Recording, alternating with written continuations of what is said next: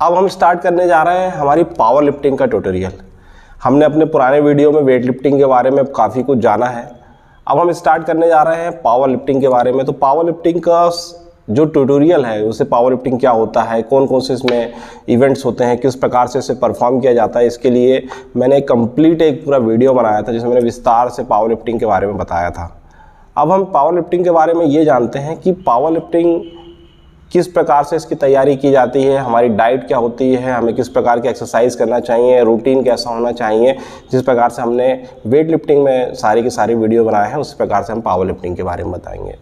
तो सबसे पहले हम स्टार्ट करते हैं, सबसे जो इम्पोर्टेंट होती है किसी भी इवेंट के लिए, हम बोलते हैं ना कि 70% जो है वो डिपेंड करता है कि आप खाते क्या हैं। तो पावर लिफ्टिंग में भी इसी चीज़ का पूरा लेना देना है। आप देखते होंगे कि पावर लिफ्टर जो होते हैं वो पूरे बल्क होते हैं, हैवी होते हैं, तो इनकी डाइट भी जो होती है एक नॉर्मल बॉडी बिल्डर और वेट लिफ्टर से थोड़ी सी अलग होती है। तो वो वेट किस प्रकार से होती है वो चलिए हम जान लेते हैं।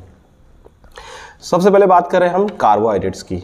जी हाँ, हम जानते हैं कि जो पावर लिफ्टर होते हैं उन्हें बहुत इंटेंस ट्रेनिंग करनी पड़ती है, हैवी से हैवी वेट को लिफ्ट करना पड़ता है, ज़्यादा से ज़्यादा अपने वेट को इंक्रीज़ करने के लिए पूरी ट्रेनिंग प्रोग्राम करने पड़ते हैं। तो उन्हें बहुत ज़्यादा मात्रा में ग्लूकोज की ज़रूरत पड़ती है और उनकी डाइट भी इस प्रकार से होनी चाहिए जिसमें कि कार्बोहाइड्रेट्स जो होता है वो 5 से 8 ग्राम पर केजी के हिसाब से आपका पर डे का डेली इंटेक होना चाहिए। कार्बोहाइड्रेट्स का रेशो कैसे निकालेंगे चलिए हम जान लेते हैं। मान लीजिए आपका बॉडी वेट जो है वो 100 केजी है। 100 केजी बॉडी वेट वाले व्यक्ति को आपको कार्बोहाइड्रेट्स इंटू 8 करना, 100 इंटू 8 ग्राम मतलब 800 ग्राम कार्बोहाइड्रेट्स आपको पर डे लेनी है। इससे आपकी कैलोरीज निकलेगी जो कि एक कार्बोहाइड्रेट्स में 4 कैलोरीज होती है, तो 800 इंटू 4 ये जो कैलोरीज जो है वो आपके बॉडी वेट के ऊपर जाएगी। यानी कि आपका बॉडी वेट जितना है उससे 8 गुना आपको कार्बोहाइड्रेट्स लेना है। आप 5 ग्राम पर केजी के हिसाब से स्टार्ट कर सकते हैं जो कि 8 ग्राम पर केजी के हिसाब तक जाएगा, तभी आपको एक अच्छी खासी स्ट्रेंथ मिलेगी और एक पावर लिफ्टर की आप डाइट में आएंगे। तो ये हुआ कार्बोहाइड्रेट्स। अब हम बात कर लेते हैं प्रोटीन की। चूँकि ये मसल बिल्डिंग से रिलेटेड नहीं है लेकिन इसमें स्ट्रेंथ बहुत लगती है और हम सभी ये जानते हैं कि अच्छी स्ट्रेंथ के लिए अच्छी मसल्स का मजबूत होना ज़रूरी है, एक अच्छी लीन मसल्स का मजबूत होना ज़रूरी है।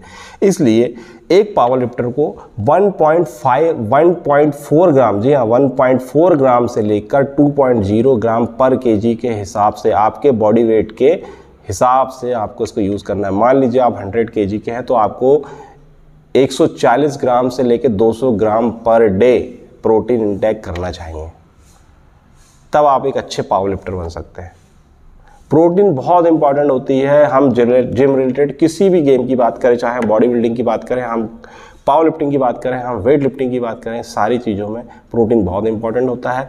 रेशो जो बदलता है वो बदलता है कार्बोहाइड्रेट्स और फैट का। जैसे कि मैंने आपको बताया था कि हम जब वेट लिफ्टिंग करते थे तो हमारा वेट लिफ्टिंग का जो रेशो रहता है 0.8 से 1.2 ग्राम पर केजी के हिसाब से हमें फैट भी लेना पड़ता है। और अब हम यही बात करते हैं फैट की, तो यदि हम पावर लिफ्टिंग में फैट का यूज़ करते हैं तो हमारी डेली का जो इंटेक है, जो हम कैलोरीज जो हम ले रहे हैं इसमें 30%, जी हाँ 30% जो है कैलोरीज जो है वो हमारे पास फैट से आनी चाहिए। बेसिक कैलोरीज की हम बात करते हैं, यदि हमारा जो बेसिक मेटाबॉलिज्म रेट की बात करें, यदि किसी नॉर्मल हम उसको 2000 कैलोरीज मानते हैं तो कम से कम 600 कैलोरीज जो है वो आपके पास फैट के रूप में आनी चाहिए, तब आप एक अच्छे पावर लिफ्टर बन सकते हैं। तो रेशो जैसे मैंने आपको बताया कि प्रोटीन 1.4 से लेकर 2.0 ग्राम पर केजी के हिसाब से, कार्बोहाइड्रेट्स 5 से लेकर 8 ग्राम पर केजी के हिसाब से। वहीं हम बात फैट की करें तो जो 30% कैलोरी आपकी कैलोरीज का 30% जो कैलोरीज आपके पास आएगी उसका 30% आपकी बॉडी में फैट के रूप में आना चाहिए। बाकी का 70% आपका कार्बोहाइड्रेट्स और आपका प्रोटीन का होगा, लेकिन 30% जो है वो आपका फैट से ही आना चाहिए। ये हुई हमारी हमें कितना प्रोटीन, कितना कार्ब और कितना फैट लेना चाहिए। अब हम आते हैं कि यदि हम सप्लीमेंटेशन की बात करें कि यदि हमें सप्लीमेंट्स लेने चाहिए तो हमें कौन से सप्लीमेंट्स लेने चाहिए और क्यों लेने चाहिए, ये अब हम जान लेते हैं। अब देखिए दोस्तों, डाइट की बात मैंने आपको रेशो हमेशा इसलिए बताता हूँ क्योंकि हम भारतीय जो लोग हैं, हम लोगों के जो आहार जो श्रृंखला है हर जगह में मैं देखता हूँ कि हर 50 किलोमीटर में बदल जाती है। आप नॉर्थ इंडियन अलग प्रकार का खाना खाते हैं, साउथ इंडियन अलग प्रकार का खाना खाते हैं, ईस्ट इंडियन लोग अलग खाते हैं, अलग अलग हर क्षेत्र के हिसाब से सबकी अलग अलग, कोई रोटी ज़्यादा खाता है, कोई चावल ज़्यादा खाता है, हर किसी का अपना अपना डाइट होता है। तो इसलिए इंपॉर्टेंट ये होता है कि आप ये बात को समझें कि आपकी बॉडी में कार्बोहाइड्रेट्स कितने ग्राम पर केजी के हिसाब से जाना चाहिए, कितना प्रोटीन आपकी बॉडी में जाना चाहिए। एक पर्टिकुलर किसी सब्जी भाजी का यदि मैं आपको नाम ले लूँ तो ये हो सकता है आप वेजिटेरियन हो सकता है आप नॉन वेज खाते हो, तो आपकी डाइट कहीं ना कहीं बिगड़ सकती है। इसलिए डाइट को मेंटेन करने के लिए आपको इसका रेशो को समझना चाहिए, क्या खाना है। ये हम तो नॉर्मल एक डाइटिशियन से भी जान सकते हैं, लेकिन एज ए पावर लिफ्टर जो हमारी डाइट का जो सिस्टम है वो इस प्रकार से रहना चाहिए। अब हम बात करें सप्लीमेंटेशन की, तो सप्लीमेंट में जो बेसिक जो होते हैं, हमें इसके लिए कोई स्पेशल सप्लीमेंट्स की जरूरत नहीं पड़ती, लेकिन कुछ सप्लीमेंट्स इंपॉर्टेंट होते हैं। जैसे कि यदि हमारी डाइट में हम यदि प्रोटीन को पूरा नहीं कर पा रहे हैं, प्रोटीन इंटेक बहुत होता है, पावर लिफ्टर की वेट ज़्यादा होता है, उसका प्रोटीन इंटेक 2.0 ग्राम पर केजी के हिसाब से भी जाता है। तो यदि आपकी डाइट में आप आहार से यदि प्रोटीन को नहीं ले सकते तो आप वे प्रोटीन को जरूर यूज़ कीजिए। वही बात करूँ मैं स्ट्रेंथ ट्रेनिंग पर, बेहतरीन स्ट्रेंथ होना आपको ज़्यादा से ज़्यादा वेट को लिफ्ट करने के लिए, तो आपको क्रेटिन तो जरूर यूज़ करना चाहिए। एक पावर लिफ्टर के लिए ये बहुत इंपॉर्टेंट है। क्रेटिन आपके मसल्स में जाके आपकी स्ट्रेंथ को बनाएगी, आप ज़्यादा से ज़्यादा वर्कआउट करते जाएंगे, आपकी रिकवरी जो है वो फास्ट होगी, इसलिए आपको क्रेटिन जरूर यूज़ करना चाहिए। क्रेटिन जो है वो स्ट्रेंथ में बहुत हेल्प करता है, आपका मसल इंड्योरेंस बढ़ाता है। वही बात करूँ आप, जो हम जानते हैं कि जो पावर लिफ्टर है कि ये बहुत इंटेंस ट्रेनिंग करते हैं, इनकी मसल्स जो है वो बहुत ज़्यादा ब्रेक डाउन होती है, और ऊपर से इन लोगों के साथ प्रॉब्लम ये है कि एक पावर लिफ्टर, जिस प्रकार से एक वेट लिफ्टर का एक रूटीन होता है कि उन्हें हफ्ते में 3 से 4 दिन वर्कआउट करनी है। आप एज ए बॉडी बिल्डर बात करें तो बॉडी बिल्डर्स के भी अलग अलग सेटअप होते हैं, लेकिन एक पावर लिफ्टर को 6 से 7 दिन हफ्ते में वर्कआउट तो करना ही है। मतलब आपको डेली अपनी मसल्स का ब्रेकडाउन करना है, और जहाँ आप इतनी ज़्यादा मसल्स का ब्रेकडाउन करेंगे तो आपको ग्लूटामाइन जो है वो ज़रूर लेना चाहिए। ग्लूटामाइन जो होती है आपकी मसल्स की रिकवरी को फास्ट कर देती है, जिससे आपकी मसल्स की रिकवरी जो है वो जल्दी होती है। इतने हैवी वेट के साथ जब आप वर्कआउट करते हैं, इतना हैवी वेट को उठाएंगे तो आपकी मसल्स बहुत ज़्यादा ब्रेकडाउन होती है, तो उसको रिकवर होने के लिए हमें उतना समय नहीं मिल पाता है। इसलिए रिकवरी को फास्ट करने के लिए हमें ग्लूटामाइन जो है वो ज़रूर लेना चाहिए। अब बात करूँ, मैंने आपको अभी बताया कि जो वर्कआउट का जो रूटीन है वो हफ्ते में 6 से 7 दिन होना चाहिए।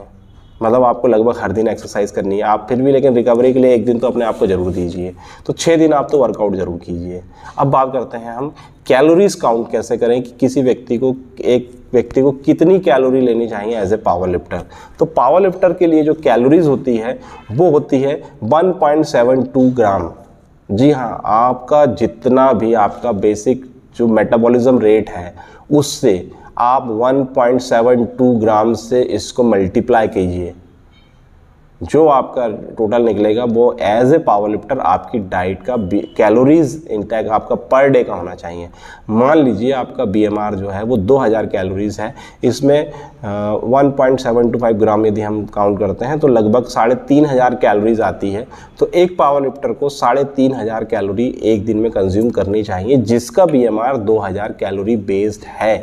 लेकिन हर व्यक्ति का अपना अपना अलग अलग बीएमआर होता है, उसका बेसिक मेटाबॉलिज्म रेट अलग अलग होता है, तो उसके हिसाब से आप अपने बीएमआर को निकालिए और बीएमआर से 1.725 ग्राम से इसको मल्टीप्लाई कीजिए, और जो आपका रेशो निकलेगा वही आपका एज ए पावर लिफ्टर आपका डेली का आपका जो कैलोरीज जो है वो इंटेक रहेगा। यदि आप इतनी डाइट को मेंटेन करते हैं तो आपका शरीर जो है वो बहुत बेहतरीन मेंटेन होगा, आप एक अच्छे पावर लिफ्टर होंगे, आप एक अच्छी स्ट्रेंथ ट्रेनिंग करेंगे और आगे भविष्य में भी बहुत ज़्यादा आगे बढ़ेंगे। तो दोस्तों ये है जानकारी पावर लिफ्टिंग में डाइट कैसी होनी चाहिए, सप्लीमेंटेशन कैसे होना चाहिए और कैलोरी काउंट कैसी होनी चाहिए, ये आज हमने जाना। अब हम जरूर जल्दी से जल्दी अगले वीडियो में ये जानेंगे कि इंजरीज से पावर लिफ्टर्स को जो इंजरीज होती है वो क्या है और उससे कैसे उबरते हैं। उसके बाद में हम पावर लिफ्टिंग की कुछ बेसिक एक्सरसाइज वो जानेंगे, फिर उसके बाद में हम ये जानेंगे पावर लिफ्टिंग में हमें जो लिफ्ट मारनी पड़ती है उसे किस प्रकार से है, और उसके बाद में इसका शेड्यूल प्रोग्राम। तो कंटिन्यू रहिए मेरे साथ। मैं हूँ Santosh Kumar, happy gym mania channel से। आपको मेरी जानकारी पसंद आए तो मेरे चैनल को जरूर लाइक कीजिएगा, सब्सक्राइब कीजिएगा। धन्यवाद।